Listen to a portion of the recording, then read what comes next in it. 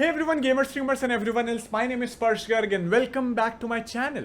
Jeff Bezos 10 minute के लिए space पर क्या गया, Amazon गेम स्टूडियोज ने एक और कांड कर दिया है। मैं बस ये सोच रहा हूँ कि जब वो सीईओ पोस्ट से रिजाइन करेगा तब क्या होगा इस कंपनी का। कि जिन लोगों को ये चीज नहीं पता है, I work at Amazon as well, which is why this news is even more hilarious for me. Amazon's new World MMO is reportedly killing $1,500 Nvidia GPU. हम सबको पता है कि इस समय GPUs खरीदना कितना मुश्किल है, and I'm sure कि जिन्होंने भी ये GPU खरीदा था, जिनके पास भी GPU इस मार्केट में था, उन्होंने पक्का या तो एक्स्ट्रा प्राइस दिए होंगे या फिर स्कैल्पर्स को पैसे दिए होंगे। The reports on subreddit r/new world and r/nvidia after the user Gray178 posted about the death of their RTX 3090 followed by Twitter posts of dead GPU, it is a complete shitstorm. हम सब expect करते हैं आज के ज़माने में 2021 में कि कोई भी सॉफ्टवेयर जो हम यूज़ करते हैं कम से कम हमारे टेक को किल ना करे. There are so many fail safes built into the hardware which should stop it from overheating, clocking too high or drawing more power than it can handle. But it seems like those fail safes are not so safe if you play the new world apparently. मोटा मोटी बात ये है, my guess so far is that it's down to the uncapped frame rates and menu screens, making the graphics card silicon getting far too excited and drawing too much power through its VRMs, causing it to commit the seppuku. जिन लोगों को नहीं पता है सेपकू का मतलब क्या होता है, प्लीज चुल्लू भर पानी में डूब मरो और अगले जन्म में पैदा तब होना जब एनीमे देखने का मन बना लो, कुछ ढंग का देख लिया करो. Coming back to the topic though, we can't give the credit of this happening for the first time to Amazon unfortunately. ये पहले भी हो चुका है. कुछ साल पहले StarCraft 2 गेम लॉन्च हुआ था, उसमें भी ऐसा ही हुआ था. फर्स्ट थिंग्स फर्स्ट, फिलहाल तो मैं कतई भी किसी को रेकमेंड नहीं करूंगा ये गेम खरीदने के लिए, खेलने के लिए. खरीदोगे तो क्या ही, खेलने के लिए या फिर डाउनलोड भी करने के लिए. बट जस्ट इन केस आप फ्यूचर में कोई भी बेटा गेम खेलने वाले हैं या फिर कोई भी बेटा गेम को डाउनलोड करने वाले हैं, तो don't forget to run either a capped frame rate in Nvidia control panel, otherwise underclocked या अंडर वोल्टेड करना बिल्कुल मत भूलना अपने जीपीयू को with a strict power limit set in MSI afterburner, जिससे कि आपका महंगा ग्राफिक्स कार्ड, खासकर आपने अगर इस इकोनॉमी में ग्राफिक्स कार्ड खरीदा है तो फूकने से बच जाएगा या उसका कम से कम फूकने के चांसेस कम हो जाएंगे. Some people are reporting that it seems to be an issue specific to EVGA cards at the moment, but I feel there are two possibilities related to that. One, New World is definitely pushing other GPUs too hard as well, with the reports of unnecessary power usage in menu screens and stupidly high temperatures as a result. Second is it could simply be the EVGA cards. Like EVGA cards were sold like gold because they were selling their cards for MSRP in this economy, and now when they are dying, people are seeing just too many EVGA cards dying. मतलब EVGA cards की जो होती है संख्या ही market में इतनी ज्यादा है कि सिर्फ EVGA कार्ड्स ही मरते हुए लोगों को दिख रहे हैं. तो इन दोनों में से कोई भी वो हो सकता है, और इसका मतलब ये है कि there is an argument about whether it's a hardware issue और a game issue at the end. I am sure Steve from Gamers Nexus will recreate this issue and let us know who to blame in the coming future. उसने video, जब मैं ये record कर रहा हूँ उससे पहले ही कम से कम न्यूज़ को रिपोर्ट करते हुए तो एक वीडियो बनाई दी है. इसी वीक के अंदर अंदर वो इस चीज़ को रिक्रिएट करके भी दिखाई देगा. So far some of the gamers have reported these issues. मैं तुम्हारे को स्क्रीन पर दिखा रहा हूँ और उनमें से कुछ मैं बता रहा हूँ, ठीक है. That this game is not an issue. The cards were just built bad and just were waiting for the right conditions to fail. Another player wrote EVGA 3090 FTW3 ran fine for about 30 minutes. After that, black screen occurred. Then the game audio was still going. Fans were up to 100%, and right after that, black screen and hard reset, and then there was no video as well. There were many other players who reported many other issues. Alright, आपकी screen पर सारे के सारे issue हैं, मैं तुम्हारे को दिखा रहा हूँ. ऑफ कोर्स तुम वीडियो पॉज कर सकते हो और इनको देख सकते हो, लेकिन पर्सनली बोलूँ तो यार दुख होता है जब मुझे पढ़ने को आता है कि ऑनलाइन, मतलब ये सब चीज़ें मैं पढ़ता हूँ कि like cards are getting killed by a game who was beta tested. right? I guess Amazon will learn its lesson with Bezos back from space. वो most probably frame limited hard code कर देंगे just like GTA 5. Still, that's not a great look for New World and Amazon as well. which has had shitty luck already in terms of its game studio street cred. From the dreadful Grand Tour game Shooter Crucible, जिससे उन्होंने release किया, फिर वापस unreleased किया, फिर दोबारा से उसको कैंसिल कर दिया, and then there is Brawler Breakaway, which frankly no one cares about, and then this happened.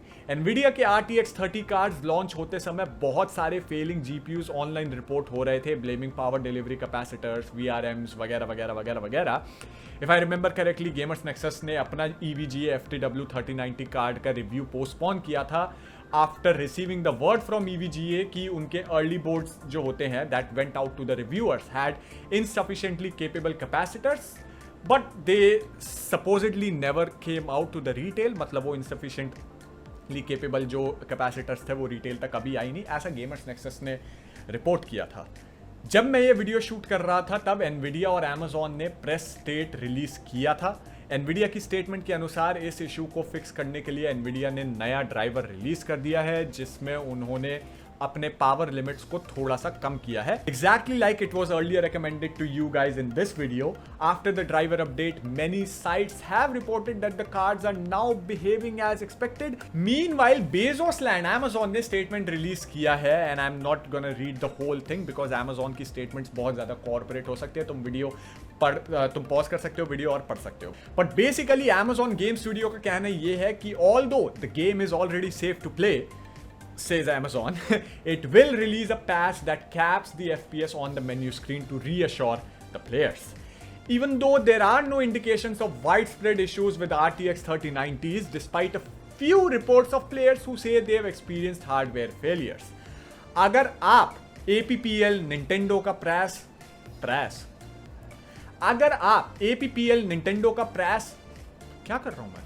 अगर आप APPL Nintendo का प्रेस रिलीज रीड कर चुके हो तो it should surprise you that these companies will just about say anything and blame each other, जैसे 3 idiots का चतुर हवा में झोंके छोड़कर बोलता था ना, just so they don't get sued by the rich folks who own an RTX 3090 card. So या इन कंपनियों की जिबर जाबर में अपना टाइम वेस्ट हमारे को करने की जरूरत नहीं है. Let's move on to the next news. RTX cards के L लगे पड़े हैं, and here AMD FSR is living the life because AMD FSR can be applied to almost all Vulkan games via Proton's FS hack. AMD FSR यानी Fidelity FX Super Resolution, जो कि एक open source upsampling solution है for producing high resolution frames जैसे 4K from lower resolution inputs जैसे 1440p. FSR uses a collection of many different upsampling techniques like edge adaptive spatial upsampling and robust contrast adaptive sharpening to create high quality edges. Blah blah blah blah blah blah blah blah blah blah, giving large performance boost compared to rendering at native resolution. FSR enables higher practical performance in ray traced games, making it a good competition to DLSS. The reason we are talking about this is because of its open source nature and it's so damn easy to integrate it. Maybe even I could. Who am I kidding? Well, some smart people, हर कोई जो होता है मेरे जितना बेवकूफ नहीं है, some smart people in the community have figured out how to add this feature to several games, mods and hacks after modders figured out how to add FSR to GTA 5 and Assetto Corsa. One gentleman who goes by the name of George Dadskur Lehman found a way to apply FSR to almost all Vulkan games on Linux as part of a Proton's full screen hack. Before some of you nerds start to close the video and try it out for yourself, पूरी खबर सुन लो. Just remember, it's nowhere near perfect. Some of the known caveats are ये mod सिर्फ Vulkan supported games पर चलता है. कुछ games अपने आप upscale करते हैं without using F-Shack. अगर तुम ग्राफिक्स डिटेल लो सिलेक्ट करके खेल रहे हो, FSR इन गेम्स पर नहीं चलेगा. Obviously applying FSR to the final image is not ideal, जो कि ये मॉड करता है. सुपर रेजोल्यूशन गेम UI और पोस्ट प्रोसेसिंग जैसे फिल्म ग्रेन ड्रॉ करने से पहले अप्लाई होना चाहिए, पर ये पॉसिबल नहीं है in some games without mod support और cracking the game, which if I remember correctly is very much still illegal.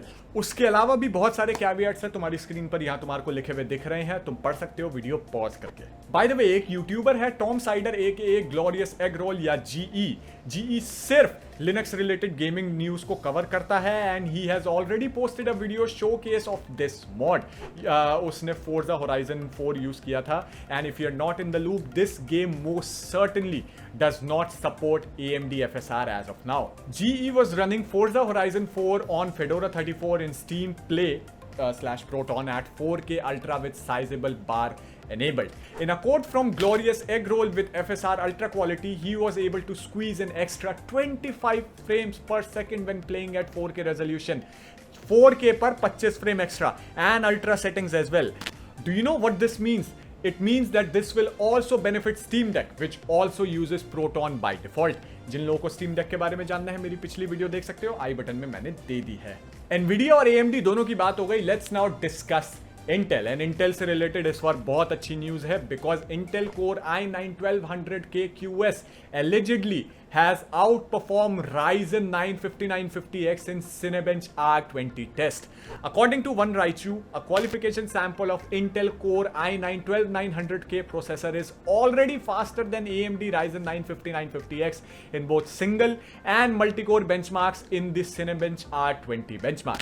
Now, there was a time when Intel was crying over this कि ये synthetic benchmarks are not the indicator of real world और हम real world performance पे ध्यान देना चाहिए हमारे को। और of course ये तब था जब AMD सारे benchmarks में Intel से जीत रहा था। अभी सारे के सारे सिंगल, चाहे वो सिंथेटिक बेंचमार्क्स हो चाहे वो कैसे भी हो, सारे के सारे बिल्कुल वैलिड है भैया, आयरनी गई मार। The tweet shows 12900KS allegedly scoring around 810 points in the single-threaded Cinebench R20 test and 11,600 points in multi-threaded test. दोनों वैल्यू को अगर गुरु 3D के बेंचमार्क से कंपेयर किया जाए तो तुम्हारे को पता लगता है कि इंटेल का कोर i9-12900KS या KS जो होता है टाइपो था, मैं आगे इसके बारे में बात करूंगा। 12900 के AMD के Ryzen 9 5950X को आउट परफॉर्म करता दिख रहा है by 26% in single core and 11% in multi threaded score. One thing to note, Raichu originally wrote KS, जो कि मैंने अभी भी बताया, ऑल्दो ही क्लैरिफाइड कि ये टाइपो है, the skew is actually 12900K and not KS। Bloody hell, मतलब Twitter, just let us edit our tweets, okay? You even introduced this feature under a paywall, लेकिन बाद में छीन लिया। The fuck is wrong with you, man? खैर, चलो कोई नहीं। ट्विटर को गालियां देने का काम पॉलिटिशियंस और जितने भी पॉलिटिकल यूट्यूब चैनल्स हैं उन पर छोड़ देते हैं। Let's come back to the topic at hand.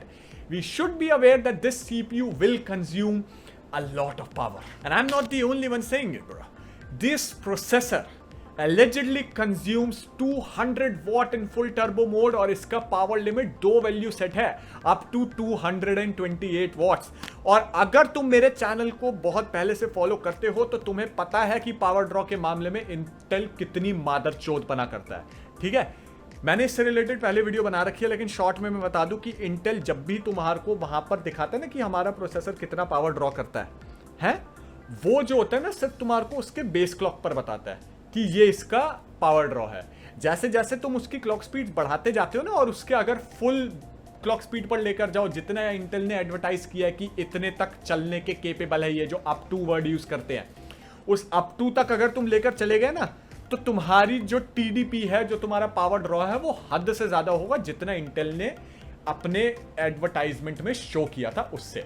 तो ये एक शॉर्ट में मैं इससे रिलेटेड वीडियो बना चुका हूं, आई बटन में तुम्हारे को दे दूंगा। मैं पावर ड्रॉ के मामले में मेरे को इंटेल पर जरा भी भरोसा नहीं है।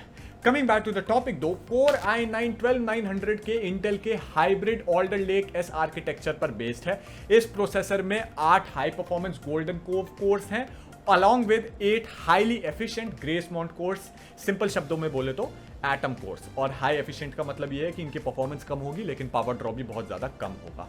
इस कॉन्फ़िगरेशन के हिसाब से 16 कोर्स और 24 थ्रेड्स होंगे इस प्रोसेसर में। And for the smart people जो कि ये सोच रहे हैं कि 16 कोर और 32 थ्रेड्स क्यों नहीं है, वेल जितने भी तुम्हारे जो स्मॉलर कोर्स हैं, जो हाई एफिशिएंट कोर्स हैं, वो हाइपर थ्रेडिंग सपोर्ट नहीं करते हैं, तो उनके अंदर एक ही थ्रेड मिलने वाली है तुम्हारे को। एंड उसके भी ऊपर से ये जो कॉम्प्लेक्स आर्किटेक्चर है, इस आर्किटेक्चर को विंडोज का शेड्यूलर सपोर्ट ही नहीं कर पाता है। In terms of clocks 12900K should boost up to 5.3 gigahertz on Golden Cove and up to 3.9 gigahertz with Gracemont, as I have previously reported. I am thinking कि शायद all core boost इसका 5 gigahertz हो, but let's just hold our breaths on that particular metrics. This processor is based on 10 nanometer plus enhanced superfin plus fabrication process, and will be the first mainstream desktop CPU to support both DDR5 memory technology as well as latest PCIe Gen 5 interface. हाँ, मैंने plus लगाया क्योंकि ये भी 10 nanometre का पता नहीं कौन सा प्लस निकल चुका है, एनहेंस सुपरफिन वगैरह तक बहुत आगे तक पहुंच चुका है, ठीक है.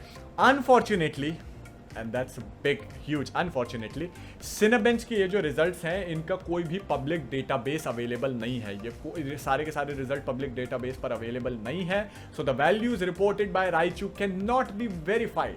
लेकिन इस लीकर का ट्रैक रिकॉर्ड, ठीक है, काफी अच्छा रहा है, and they are definitely worth reporting. Now after this point I am getting off script थोड़ा सा. I wanted to report this with a script, but मेरे को लगा कि थोड़ा सा नेचुरल रहेगा तो सही रहेगा. This processor can be a very good thing. Okay, this is a great processor. Intel has done a fantastic job in terms of innovation on this. Alright, मेरे को ये चीज़ नहीं लगी थी कि ये इस लेवल की जो होता है क्लॉक स्पीड्स को अटेन कर पाएंगे अपने 10 नैनोमीटर प्रोसेस से. बट अपेरेंटली अगर ये नंबर सही है, विच आई थिंक कि ये नंबर सही है, उन्होंने ये चीज़ अटेन कर ली है. प्रॉब्लम पता कहाँ आएगी, और ये हमेशा से इंटेल की प्रॉब्लम रही है, चाहे तुम कुछ भी कर लो. और तुम जो स्मार्ट लोग हैं उनको पता होगा, जो स्मार्ट नहीं है और जो थोड़े नए आ रहे हैं और जो इंटेल फैन बॉयज हैं वो इस चीज़ से अग्री नहीं करेंगे. Intel is definitely gonna screw up the pricing. They are definitely gonna screw up the pricing. इतनी ज़्यादा इसकी प्राइसिंग होगी कि तुम्हारा अगर ये 5950X से अच्छा भी निकलता है ना, AMD 1 मिनट में 5950X का, जिससे वो अनलिमिटेड प्रॉफिट कमा रहे हैं at this point, trust me, उसका प्राइस कम कर देगा. और चाहे इसकी परफॉर्मेंस उससे 10 या 12% ज़्यादा भी हो सकती है इसकी परफॉर्मेंस उससे 10 या 12%, उससे ज़्यादा नहीं होगी, 12% से ऊपर डेफिनेटली नहीं होगी, लेकिन हो सकती है. AMD 1 मिनट में अपने 5950X का प्राइस जो होता है ना 5 या 7% गिरा देगा इस प्रोसेसर की. और ये होने वाला है 101%. ये होगा, यही होने वाला है, यही परम सत्य है. इंटेल चाहे कुछ कर ले, वो अपने प्राइस कभी कम नहीं करता, और वो कर भी नहीं सकता है. उनका 10 नैनोमीटर प्रोसेस उनको बहुत ज्यादा महंगा पड़ता है एट दिस पॉइंट, ठीक है. चाहे कितना ही उन्होंने, मैंने माना कि क्लॉक स्पीड्स उन्होंने अटेन कर लिए, जो कि मेरे को डेफिनेटली नहीं लगा था कि वो कर पाएंगे. यू नो, आई गॉट, कभी मैं भी गलत हो सकता हूं, बट सस्ता कर पाना, that's not possible for Intel. वो नहीं कर पाएंगे. So I am gonna hold my breath on this. मैंने इससे पहले ये बहुत अच्छी जो होती है न्यूज़ तुम्हारे को बता दी है. ये सिर्फ जो होता है मैं अपने रेगुलर सब्सक्राइबर्स के लिए बता रहा हूँ. I will not hold my breath for this CPU because this can be, you know, the holy grail, where सब लोग इंटेल फैन बॉयज ये सोच रहे होंगे कि ऑल्डर लेक जो होता है नया कोर टू डुओ होने वाला है. जैसे AMD की कोर टू डुओ के समय पे माँ बहन हुई थी, वैसे ही ऑल्डर लेक के समय पर भी अब AMD की माँ बहन हो जाएगी. देयर इज अ रीजन कि AMD अपने कैश वगैरह वाले सिस्टम पर काम कर रहा है, जो कि उन्होंने अभी पिछली बार कौन सा इवेंट हुआ था मैं भूल गया, उसमें बताया था. Okay, there is a reason कि AMD ऐसा कर रहा है, because they don't need to. This is the reason. And at the end of the day it's all about prices. मेरे को शायद दुनिया की सबसे बेस्ट चीज मिल रही हो, लेकिन अगर उसका प्राइस $1200 या $1000 होता है, विच अ CPU should never be worth of, या कुछ भी होता है, लाइक 5950X से ज्यादा अराउंड, मुझे क्या लगता है $900 का या $800 का अगर ये CPU निकाल देते हैं, इट्स वर्थलेस. एंड हाँ, ये सबसे बेस्ट प्रोसेसर होगा एट दैट पॉइंट मार्केट का, डेफिनेटली होगा, but who's gonna buy it? No one. Because AMD अपने प्राइसेस गिरा देगा. That's it. That's exactly what is gonna happen. Reviewers बहुत ज़्यादा तालियां बजाएंगे. Reviewers ये भी बोलेंगे कि you know there's a new gaming king. Maybe Intel का ये CPU अपना जो होता ताज वापस ले ले. In terms of performance, in terms of price, it will still be a huge screw up, as it has been apparent with all the previous releases with Intel CPUs. ऐसा मुझे लगता है. This is my opinion. We'll check whether my opinion checks out or not. जो कि I have a good feeling कि it will check out. Alright. मेरी opinions बहुत कम ही गलत हुई हैं. Moving on to the scripted part of the video again. CyberArk and security research firm उन्होंने जो होता है विंडोज हेलो का जो बायोमेट्रिक ऑथेंटिकेशन सिस्टम होता है, जो कि विंडोज 10 के सारे वर्जन्स के साथ इंक्लूडेड होता है, बेसिकली विंडोज 10 का फेस अनलॉक, उसको बाईपास कर दिया है using just an infrared image. Basically जो डिवाइस ओनर होता है उसकी उन्होंने इंफ्रारेड इमेज ली और उसको यूज कर दिया और विंडोज हेलो बाईपास हो गया। चलो भैया छुटकारा। It was discovered by Omar Sarfati, मैंने पक्का जो होता है इस नाम को बुचर कर दिया, I am very very sorry man. लेकिन व्हाट कैन आई से, Microsoft has fixed this issue vulnerability earlier this week as part of the July 2021 patch security update. अगर आपके loved ones ऑफिस में Windows 10 Hello Authentications यूज करते हैं तो उनको security update के बारे में बता देना ताकि वो कर लें, अपना डेटा बचा लें। बाकी तो भैया तुम्हारी मर्जी है। Sadly, and that's a huge sadly, the tech news for today is done.